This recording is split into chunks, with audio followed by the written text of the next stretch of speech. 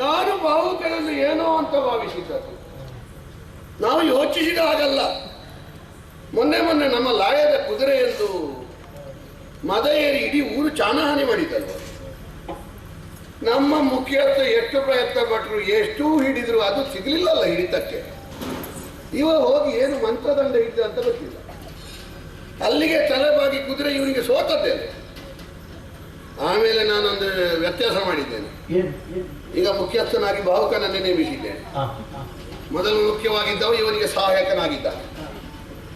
ಇವತ್ತು ಓಲಗದಲ್ಲಿರುವ ವೇಳೆ ಕೃಷಿ ಭೂಮಿಗೆ ಕ್ರೂರ ಮೃಗಗಳ ಹಾವಳಿ ಉಂಟು, ಒಡೆಯ ಒಂದು ವ್ಯವಸ್ಥೆ ಮಾಡಬೇಕು ಅಂತ ರೈತಾಪಿ ಜನರು ಹೇಳಿದರು. ಹಾಗಾಗಿ ಬೇಟೆಗೆ ಬೇಕಾಗಿ ಹೊರಟು ನಿಂತವ. ಎಂಥದ್ದು ಮೋಡಿ ಮಾಡಿದ್ದಾನೆ ಅಂತ ಗೊತ್ತಿಲ್ಲ ನನಗೆ. ಈಗ ಬಾಹುಕನಲ್ಲಿ ದಿವಸಕ್ಕೊಂದು ಸಲ ಮಾತಾಡದಿದ್ರೆ ನನಗೆ ನಿದ್ರೆ ಬರುವುದಿಲ್ಲ ಅಂತ. ಈಗ ಬೇಟೆಗೆ ಹೋದವ ಬರುವಾಗ ಎಷ್ಟು ದಿವಸ ಆಗುತ್ತದೆ? ಬಾಹುಕ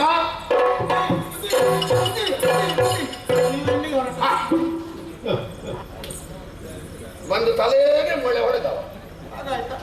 ಮತ್ತೆ ಎಲ್ಲಿಗಾದ್ರೂ ಹೊರಡುವಾಗ ಎಲ್ಲಿಗೆ ಅಂತ ಕೇಳಿಕೊಂಡೇನು? ಅದು ಅನಿಷ್ಟ ಅಪಶಕುನ. ಬೆಕ್ಕು ಮನೆಯದ್ದು ಬೆಕ್ಕೆ ಅಲ್ವ, ಪುರುಷ ವರ್ಗ ಅಲ್ಲ. ಇರ್ಲಿ, ತಪ್ಪಿ ಕೇಳಿದ್ದೀನಿ ನೀನು, ದೊಡ್ಡ ವಿಷಯ ಅಲ್ಲ. ದೂರ ಅಂತ ಕೇಳಿದ್ವಿ.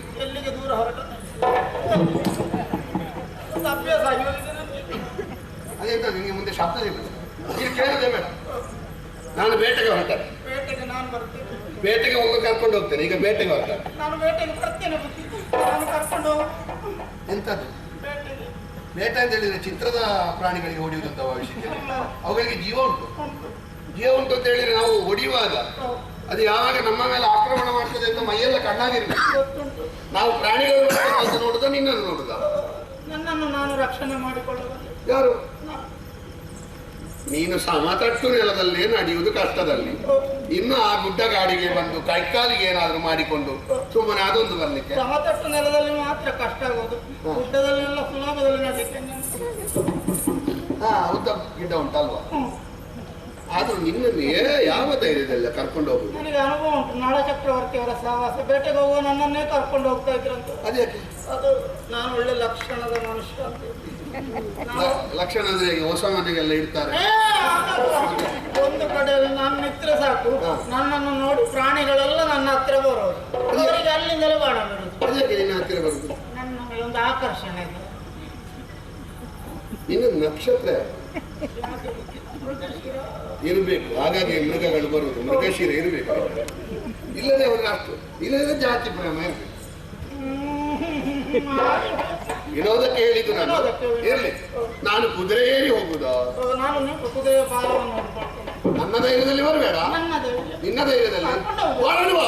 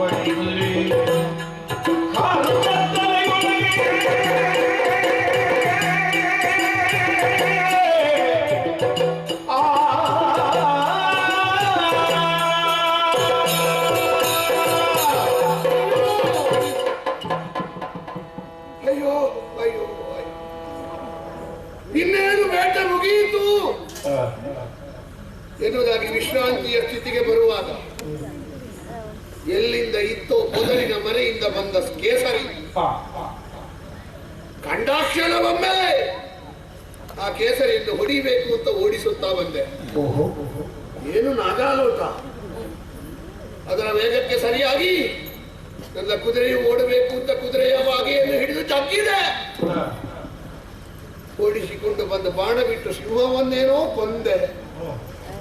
ಆದರೆ ನಾನು ಅತಿಯಾಗಿ ಒತ್ತಡ ಹಾಕಿದ ಕಾರಣವೂ ಏನು, ಕುದುರೆ ಎಲ್ಲಿ ಹೋಯ್ತು ಅಂತ ಗೊತ್ತಾಗುದಿಲ್ಲ. ನೋಡ್ತಾ ಇರುವಾಗ ಕತ್ತಲೆ, ಸೂರ್ಯ ಮುಳುಗಿದ್ದಾನೆ, ಗಿಡ ಮರದ ನಡುವಿನಲ್ಲಿ ಬಿದ್ದಿದ್ದೇನೆ. ಮುಳ್ಳು ಪೊದರೆಲ್ಲ ತಾಗಿ ಮೈ ಮುಖ ಕೈ ಕಾಲುಗಳಲ್ಲಿ ರಕ್ತ ಸುರಿಯುತ್ತಾವು. ಒಂದು ಹೆಜ್ಜೆ ಮುಂದಿಡ್ಲಿಕ್ಕಾಗದ ನಿತ್ರಾಣ ಆವರಿಸಿದೆ. ಅಯ್ಯೋ, ಯಾರು ಇಲ್ಲದ ಸ್ಥಿತಿಯಲ್ಲಿ ಹೀಗೆ ಒಂದು ಬೀಳುವ ಹಾಗಾಯ್ತಲ್ಲ. ಒಂದು ಕಡೆಯಲ್ಲಿ ಹಸಿವೆ, ಮತ್ತೊಂದು ಕಡೆಯಲ್ಲಿ ಬಾಯಾರಿದ್ದೆ. ಯಾರಲ್ಲಿ ಹೇಳಲಿ? ಅವೊಬ್ಬ ಇದ್ದ, ಕುದುರೆ ಬಾಲ ಇಟ್ಕೊಂಡು ಬರ್ತೇನೆ ಅಂತ ಹೇಳಿದವ ಬಾಹುಕ. ಎಲ್ಲಿಯಾದ್ರೂ ನಮ್ಮ ಪುಣ್ಯಕ್ಕೆ ಹತ್ತಿರ ಇದ್ರೆ ಬಾಹುಕ, ಓ ಬಾಹುಕ, ಬಾಹುಕ,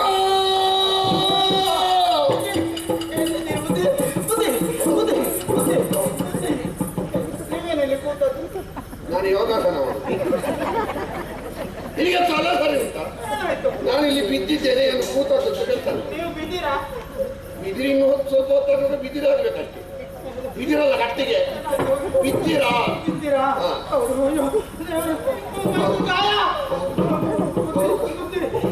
ಕೊಡುದಿಲ್ಲ ಬಾವುಕ, ನಾನು ಬದುಕುದಿಲ್ಲ ಬಾವುಕ. ಬಾವುಕ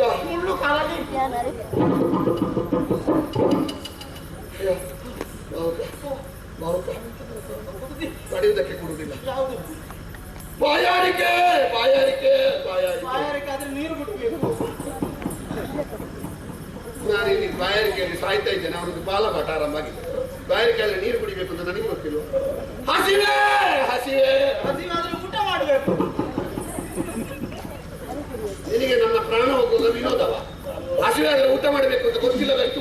ನಾನೇನು ಬುದ್ಧಿ ಇಲ್ಲ, ನಾನು ಸಾಯ್ತಾ ಇದ್ದೇನೆ. ಅರಮನೆಯಲ್ಲಿ 1,000 ಲಕ್ಷ ಮಂದಿಗೆಲ್ಲ ಅನ್ನ ಕೊಟ್ಟವರು ನಿಮಗೊಂದು ಅನ್ನ ಇಲ್ಲ ಅಂತ ಆದೀತ. ಕೆಲವರೆಲ್ಲ ಮಳೆಗಾಲದಲ್ಲಿ ಪ್ರವಾಹಕ್ಕೆ ವಿರುದ್ಧವಾಗಿ ಇದ್ದಿದ್ದಾರೆ, ಬೇಸಿಗೆ ಕಾಲದಲ್ಲಿ ಸ್ವಲ್ಪ ನೀರಿನಲ್ಲಿ ಹೋಗ್ತಾರೆ. ಅದು ಗ್ರಾಚಾರ ಹೇಳುವುದಕ್ಕೆ ಲಕ್ಷ ಮಂದಿಗೆ ಊಟ ಕೊಟ್ಟರೆ ಈಗ ನನಗೆ ಉಣ್ಲಿಕ್ಕೆ ಒಂದು ತುತ್ತು ಇಲ್ಲ. ಹಸಿವೆಯಲ್ಲಿ ಬದುಕುವುದಿಲ್ಲ. ಊಟ ಮಾಡಲೇಬೇಕಾ? ನೀನೆಂತದ ಅನ್ನ ಸಂದರ್ಭ ಹೇಳಿಕೆ? ನಾನು ಇಲ್ಲಿ ಹಸಿವೆಯಲ್ಲಿ ಸಾಯ್ತಾ ಇದ್ದೇನೆ, ಊಟ ಮಾಡಲೇಬೇಕಾ? ಅಲ್ಲ, ನನಗೆ ಏಕಾದಶಿ ಇವತ್ತು.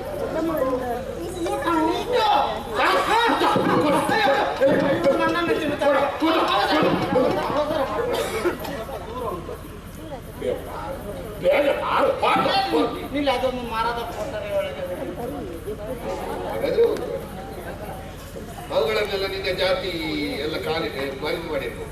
ನನ್ನ ಜಾತಿ ಯಾವ ಮಂಗಗಳು ಭದ್ರವಾಗಿ ಹೌದಾ? ಹಾಗಾದ್ರೆ ಬೇಗ ಊಟ ಮಾಡ್ಬೇಕಲ್ಲ. ಕೈ ಕಾಲು ತೊಳಿದಕ್ಕೆ ಕಾದ್ರೆ ಇದು ನನ್ನ ಕುಟುಂಬದವರು ಮೈ ತೊಳಿಬೇಕಾಗ್ತದೆ. ಕಾಲ ತೊಳೆದ ಊಟ ಮಾಡಿದ್ರೆ ಶಾನಿ ಶಾನಿ ನನಗೆ ಹೇಳಲಿಕ್ಕೆ ಕೊಡುದಿಲ್ಲ. ಶಾನಿ ಹಾನಿ ಅಂತ ಹೇಳಲಿಕ್ಕೆ ಬರಲಿದ್ದಾರೆ. ಆದರೆ ಮಾತು ಮಾಡಿದ್ರೆ 3 ಲೋಕವನ್ನು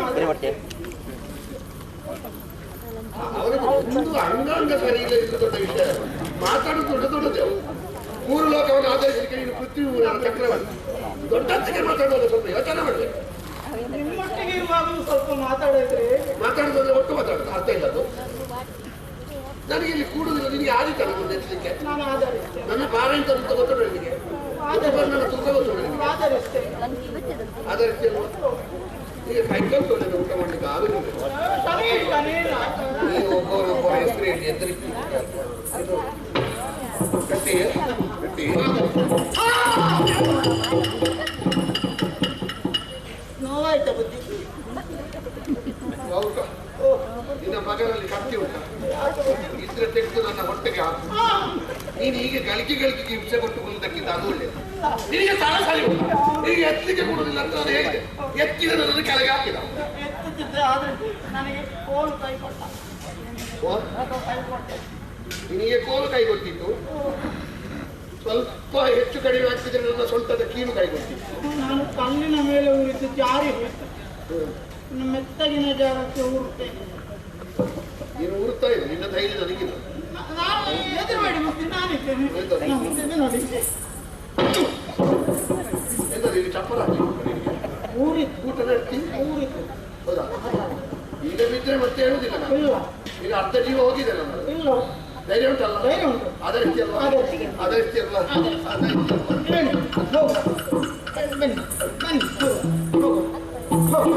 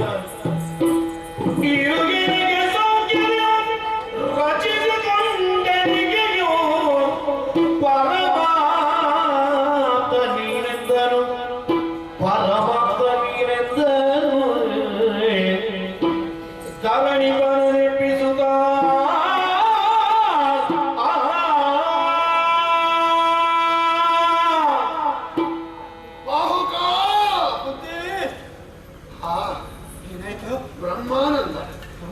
ಹೌದೌದು. ವೈದಿಕರೆಲ್ಲ ಅನ್ನವನ್ನು ಉಣ್ಣುವಾಗ ಅದು ಊಟ ಮಾಡೋದಂತ ಉಣ್ಣುವುದಲ್ಲ, ಅದೊಂದು ಯಜ್ಞ ಎನ್ನುವ ಭಾವದಿಂದ ಉಣ್ಣುವುದು. ಬ್ರಹ್ಮಾರ್ಪಣಂ ಬ್ರಹ್ಮಹವಿ, ಬ್ರಹ್ಮಾಗ್ರಹವು ಬ್ರಹ್ಮಣಾಹುತ. ನೀನು ಕೊಟ್ಟ ಅನ್ನ ಉಂಟಲ್ಲ, ಅದು ಅನ್ನ ಅಲ್ಲ, ಅದು ಅಮೃತ. ಏನು ರುಚಿಯೋ ಏನು ರುಚಿಯೋ. ಕುದುರೆಗೆ ಅಂತ ತಂದ ಅಳಸಿದ ಅನ್ನ ಅದು ಅಷ್ಟು ಬಿಸಿ ಇತ್ತು.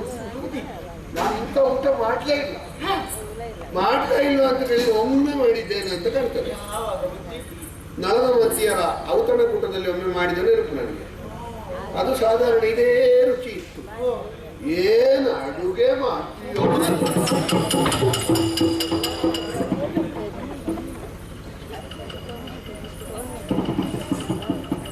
ಭಾವುಕ, ನೀನು ನೋಡ್ಲಿಕ್ಕೆ ಸಣ್ಣಕರನ್ನ ಹಾಗಿದ್ದಿ. ನಿನ್ನ ರಟ್ಟೆಯನ್ನು ಮುಟ್ಟುವಾಗ ಕಬ್ಬಿಣದ ಹಾಗೆ ಉಂಟು ಪುಣ್ಯಾತ್ಮ. ಗರಡಿ ಅಭ್ಯಾಸ ಮಾಡಿದವರ ತೋಳಿನ ಹಾಗೆ. ಹಾಗೆ ಇಷ್ಟು ಗಟ್ಟಿಯ ಇರ್ಲಿ. ಭಾವುಕ, ನೀನು ಕೊಟ್ಟ ಊಟದ ರುಚಿಗೆ ಮೆಚ್ಚಿದ್ದೇನೆ. ಇನ್ನು ಮುಂದೆ ನಿನಗೆ ಕುದುರೆ ಕಾಯುವ ಉದ್ಯೋಗ.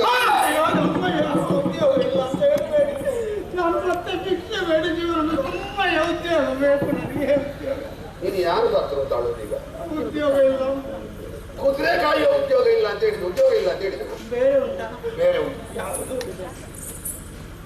ರಚಿಸಿಕೊಂಡಿರೋ ಅಡುಗೆಯನ್ನು ವಿರಚಿಸುವ ಅಡುಗೆ ನೀನು. ನಾನು ಅಡಿಗೆ ಮಾಡಿದ್ರೆ ಊಟ ಮಾಡುದು ಯಾರು? ಈಗ ಮಾಡಿದ್ದೇನು? ನಾನೇ ಮಾಡಿ. ನಾನೇ ಅಲ್ಲ, ನಮ್ಮ ರಾಜ ಪರಿವಾರದವರಿಗೆಲ್ಲ ಊಟ ಮಾಡಲಿಕ್ಕೆ, ಊಟ ಮಾಡಿಸ್ಲಿಕ್ಕೆ, ಊಟ ವ್ಯವಸ್ಥೆ ಮಾಡಲಿಕ್ಕೆಲ್ಲ ನೀನು. ಯಾಕೆ ವಿಶ್ವಾಸ? ಪರಮಾಪ್ತ ನೀನೆ ನನಗೆ. ರಾಜನಿಗೆ ಅಡುಗೆ ಮಾಡುವ ರುಚಿಯಾಗಿ ಅಡುಗೆ ಮಾಡಿದರೆ ಸಾಲದು, ಅವನಿಗೆ ಅತಿ ನಂಬಿಕೆಯವಾಗಬೇಕು. ಯಾಕೆಂದ್ರೆ ರಾಜನಿಗೆ ಅಡುಗೆ ಮಾಡಿ ಹಾಕುದವ. ನಾಳೆ ಏನಾದರೂ ಬೇರೆ ಹಾಕಿದ್ರೆ ಅತಿ ನಂಬಿಕೆಯವನನ್ನೇ ಅಡುಗೆಗೆ ಇಟ್ಟುಕೊಳ್ಳುದು ರಾಜನಾದವ. ನೀನು ಪರಮಾಪ್ತ, ಹಾಗಾಗಿ ಅಡುಗೆಗೆ ನೀನೇ ಆದೀತು ಅಂತ ನಿರ್ಣಯ ಮಾಡಿದ್ದೇನೆ. ಈ ಬಟ್ಟೆ ಬೇಡ, ಬಿಳಿ ಬಟ್ಟೆ ಬೇಡ. ಬಿಳಿ ಬಟ್ಟೆ ಬೇಡ ನನಗೆ. ಅದಕ್ಕೆ ಕೊನೆಗೆ ಬೇಕು. ನನ್ನನ್ನು ಮಕ್ಕಳೆಲ್ಲ ಹೊತ್ತುಕೊಂಡು ದಾರಿ ಯಾವುದರಿ ಆ ವೈಕುಂಠಕ್ಕೆ ಅಂತ ನಾನು ಎಂತದ್ದು ಹೇಳಿ ಅಡುಗೆ ರುಚಿಯಾದ್ರೆ ಸಾಲದು, ಅಡುಗೆ ಮಾಡುವ ಸ್ವಲ್ಪ ಶುಚಿಯಾಗಿರ್ಬೇಕು ಅಂತ ಹೇಳಿದ್ದು. ರುಚಿಯಾಗಿರ್ತೇನೆ. ಈ ಬಟ್ಟೆ ಕಪ್ಪು ಬಟ್ಟೆ ಬೇಡ, ಹೋಗೋದು ಚಂದ ಮಾಡುದು. ಅದಷ್ಟೇ. ಬಿಳಿ ಬಟ್ಟೆ ಉಟ್ಟರು ಮಧ್ಯಾಹ್ನ ಆಗುವಾಗ ಕಪ್ಪೆ ಆಗುದು. ಹೊಗೆ ಹೇಳಿ. ಹೌದು, ಅದಿರ್ಲಿ. ಈಗ ನೀನು ಅಡುಗೆ ಮಾಡುದಲ್ವೇನು? ಅಡುಗೆಗೆ ಮಾಡುವಾಗ ನೀನು ಭಟ್ರಲ್ಲ, ಭಟ್ರಿಗೆ ಒಂದು ಭಾವುಕ ಅಂತ ಹೆಸರು ಸರಿ ಬರ್ತದೆ? ಸರಿ ಬರಲಿಲ್ಲ, ಹೆಸರು ಬದಲಿಸುವ. ಹೀಗೆ ಮಾಡುವ. ಮೊದಲಿಗೆ ಏನಿಲ್ಲದ ಸಣ್ಣವಾದ ನಾನು ನೀನನ್ನು ಭಾವಿಸಿದ್ದೆ, ಪುಟ್ಟ ಪುಟ್ಟವಾಗಿ ಕಂಡಿತ್ತು. ಈಗ ಒಂದು ಅನ್ನ ಕೊಟ್ಟ ಅಣ್ಣನಾದ್ರೆ ಇನ್ನು ಯಾವಾಗ ಅಪ್ಪ ಆಗತ್ಯ ಗೊತ್ತಿಲ್ಲ. ಅಂದ್ರೆ ನೀನು ಕೊಡುವ ಒಂದೊಂದು ಸಾಂದರ್ಭಿಕವಾದಂತಹ ಒಂದೊಂದು ಸಹಾಯ ಉಂಟಲ್ಲ, ಅಷ್ಟು ಎತ್ತರಕ್ಕೆ ಏರಿಸಿ. ಹಾಗಾಗಿ ಪುಟ್ಟವ ಅಣ್ಣಯ್ಯ ಮೂರು ಸೇರಿಸಿ ಪುಟ್ಟಣ್ಣಯ್ಯ ಭಟ್ಟ. ಅಡುಗೆ ಭಟ್ಟ ಪುಟ್ಟಣ್ಣಯ್ಯ, ಅಡುಗೆ ಭಟ್ಟ ಪುಟ್ಟಣ್ಣಯ್ಯ, ಅಡುಗೆ ಭಟ್ಟ ಪುಟ್ಟಣ್ಣಯ್ಯ.